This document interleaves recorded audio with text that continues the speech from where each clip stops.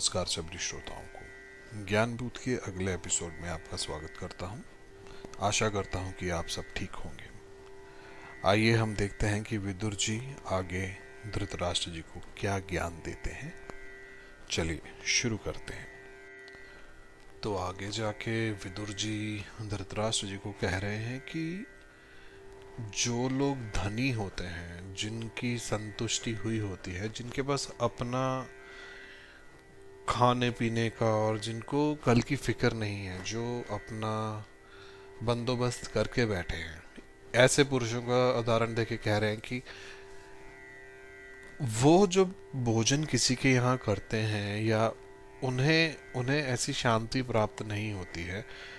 वो जितना उन्हें चाहिए उतना ही खाएंगे, कुछ ज़्यादा नहीं, कुछ भूख नहीं, कुछ लालच नहीं, ऐसा कुछ रहता नहीं है। किंतु जो दरिद्र लोग हैं उनके पेट में कुछ भी पच सकता है, क्योंकि उन्हें हमेशा भूख रहती है कि मुझे ये भी मिल जाए, मुझे वो भी मिल जाए।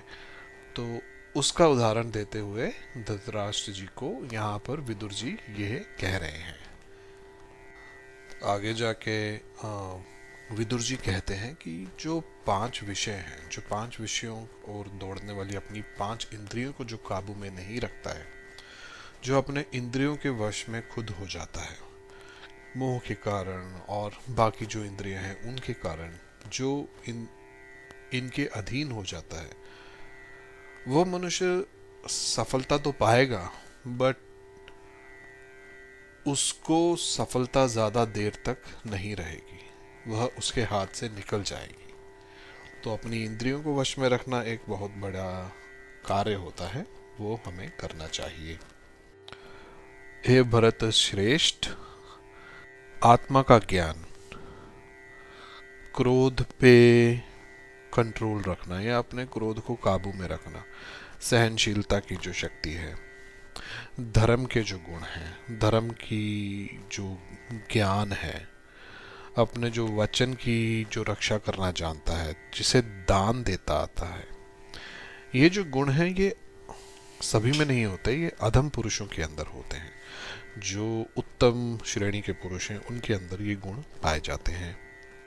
परंतु जो मूर्ख मनुष्य होते हैं वे तो विद्वानों को गाली देते हैं, उनकी निंदा करते हैं, उन्हें कष्ट पहुंचाते हैं। गाली देना आजकल एक कॉमन बात हो गई है। हम देखते हैं, हम किसी को भी गाली दे देते हैं या बुरा भला बोल देते हैं। इससे हम पाप को अपने ऊपर ले रहे हैं, हम पाप के भागी हो जाते हैं। परंतु जो क्षमा करने वाला है वो इन पापों से मुक्त हो सकता है। तो हमको ये भी देखना चाहिए कि हमारी वचन कैसे हैं, हमारी वाक शक्ति कैसी है, हमारे बात करने का ढंग क्या है, हम किसी को कितना कष्ट दे रहे हैं। ये चीज़ों का कोई ध्यान देता नहीं है, बट इन पे काफ़ी ध्यान देना चाहिए। आगे धृतराष्ट्र जी को संबोधित करते हुए यह विदुर जी कह रहे हैं कि बल किस प्रकार के होते हैं, कैसी कैसी शक्तियां जो पाई जाती हैं। शक्तियां तो बहुत हैं इस संसार में, संसार के बाहर बाकी लोकों में। तो इस लोक में अगर हम देखा जाए तो यहाँ पर वो कह रहे हैं कि जो दुष्ट पुरुष होते हैं उनका बल होता है कि उनकी हिंसा, वो कितनी हिंसा से राज्य जीत सकते हैं या और कुछ फैला सकते हैं। और जो राजा होते हैं इनका बल होता है कि इनकी दंड देने की शक्ति, इनकी इनकी आज्ञा का पालन। तो ये कह देते हैं वही हो जाता है। और जो स्त्रियां होती हैं उनका मेन बल होता है कि सेवा भाव, भावना, ये उनके बल है। और ये जो गुणवान व्यक्ति होते हैं जिनमें बहुत से गुण पाए जाते हैं, इनका जो बल देखा जाए तो वो है क्षमा। किसी को क्षमा करना इजी नहीं है, बहुत ही कठिन कार्य है। अगर आप अपने जीवन में देखिए कि आपकी छोटे छोटे तौर तरीकों में, छोटी छोटी बातों में, घर वालों से, दोस्तों से या कभी कॉलेज ऑफिस में किसी ना किसी पे गुस्सा आपको आ जाता है, हम बुरे भले वचन भी बोल देते हैं, मन से बोलते हैं। इसी चीज को क्षमा करना, अगले की गलती होते हुए भी समझना और सहनशीलता रखना, ये बहुत ही बड़ा गुण है। ये आम लोगों में नहीं पाया जाता है। आगे विदुर जी कह रहे हैं कि जो वाणी है, मधुर शब्दों में जो कही हुई बात है वो काफ़ी ही कल्याणकारी होती है, काफ़ी हित में होती है। अगर कोई पुरुष किसी बात को नहीं समझ रहा है या गलत फहमी में भी ले जाता है, तो अगर वही बात हम मधुर शब्दों में कहें, प्यार से कहें, उसके मतलब के साथ कहें, क्यों कही जा रही इसके साथ कहें, तो काफ़ी कल्याणकारी होती है। इससे बातें काफ़ी क्लियर हो जाती हैं, दुश्मनी रुक सकती है। बट वही बात अगर अच्छी बात भी आप कटु शब्दों में कहेंगे या गुस्से में भी अच्छी बात कह जाएंगे, तो उनका अर्थ बदल जाता है, अनर्थ ही हो जाता है, तो वो एक बाण के समान हो जाएगी। तो वो दिखता है कि आप अपना गुस्सा किसी पे निकाल रहे हैं। इसलिए अपनी वाणी में कठोरता नहीं, मधुरता लानी बहुत ही ज़रूरी है। आगे यहाँ पर विदुर जी ज्ञान देते हुए कहते हैं कि जो बाण हैं, जो तीर होते हैं, जो एरोज है ना, जो बाणों से बींधा हुआ हो, जिसको बाण लग गए हों, जिसे तलवार से घायल कर दिया गया हो, और जो फरसों से कट गया हो, फरसे मतलब जो आरी, द ब्लेड, जिससे पेड़ काटते हैं, जिस वन को फरसों से काट भी दिया गया हो, वह पनप भी सकता है, वहां पर फिर से जिंदगी दोबारा लौट सकती है। जिसे बाण लगे हैं वह जिंदा भी बच सकते हैं।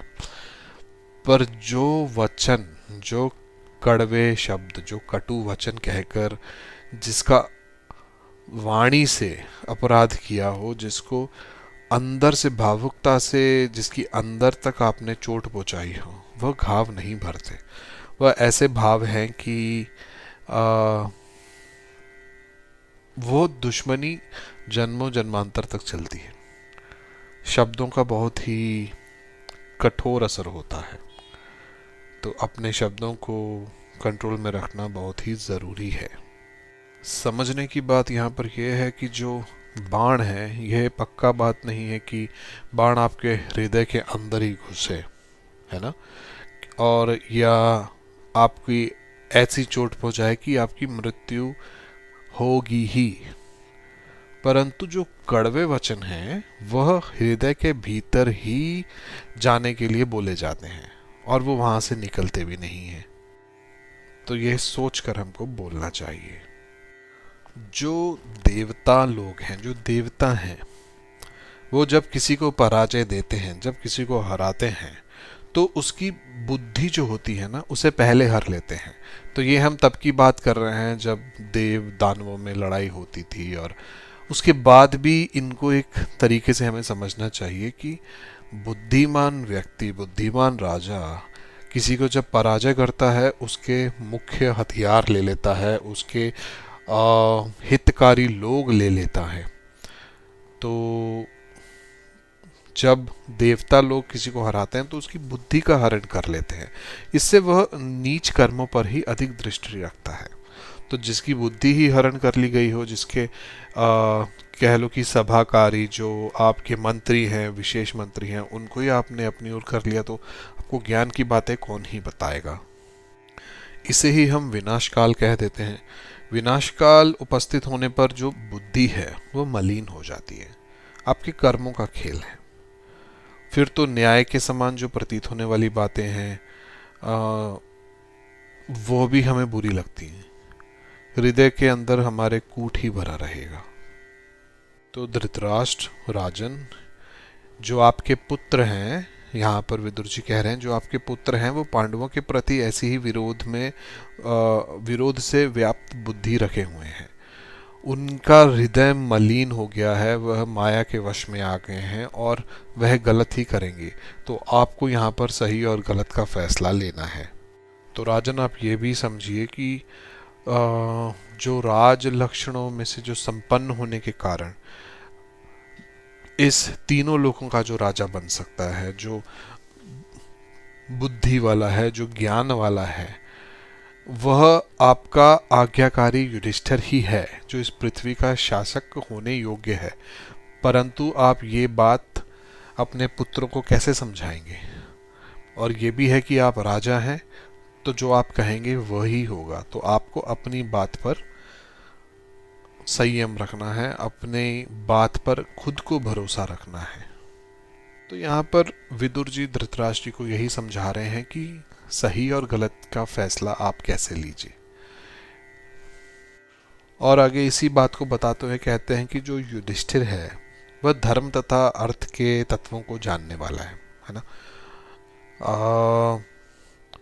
काफी तेज बुद्धि है, शास्त्रों को पढ़ता है, बड़ों की मर्यादा करता है, पूर्ण सौभाग्यशाली है और बड़ा चढ़ाकर कोई बात नहीं करता। पर अगर देखा जाए तो आपके पुत्रों से बहुत ही बढ़ चढ़ कर है, क्योंकि वह जानता है कि सही और गलत क्या है, कहाँ चुप रहना है, कहाँ बोलना है। परंतु राजन, आपके चुप रहने के कारण युधिष्ठिर को बहुत ही कष्ट सहने पड़ रहे हैं। जो उनके भाई हैं, जो बाकी पांडव हैं, वो भी कष्टों का सामना करते हुए ही आ रहे हैं। अभी वक्त आ गया है कि आप ये फैसला लें कि क्या होना चाहिए और क्या नहीं होना चाहिए। तो यहाँ पर हमने देखा है कि उत्तम पुरुष कैसे वचन, कैसी वाणी का प्रयोग होना चाहिए। और आगे विदुर जी जो धृतराष्ट्र जी को बोल रहे हैं कि कैसे आप एक फैसला लें, युधिष्ठिर का निश्चय कैसे करना है, पांडवों के बारे में फैसला कैसे लेना है, आपके पुत्रों में क्या दोष आ गए हैं, आप उनके पीछे उन दोषों से कैसे बच सकते हैं। ये सब बातें बताते हुए विदुर जी धृतराष्ट्र जी को यहाँ पर समझाने की कोशिश कर रहे हैं। तो यहीं पर हमारा दूसरा अध्याय खत्म होता है। अगले एपिसोड में हम तीसरा अध्याय शुरू करेंगे। आशा करता हूँ कि आपको यह पसंद आया होगा। अगर पसंद आया है तो लाइक और सब्सक्राइब करना ना भूलिएगा। आगे अपने मित्रों से, अपनी फैमिली में शेयर ज़रूर करिएगा। कमेंट्स में बताइएगा कि क्या सही है, क्या गलत है और क्या इम्प्रूव किया जाए। आपके सहारे की आपके सहयोग की काफ़ी आवश्यकता रहेगी। तब तक के लिए, अगले एपिसोड तक आप सभी को नमस्कार। जय हिंद, जय भारत।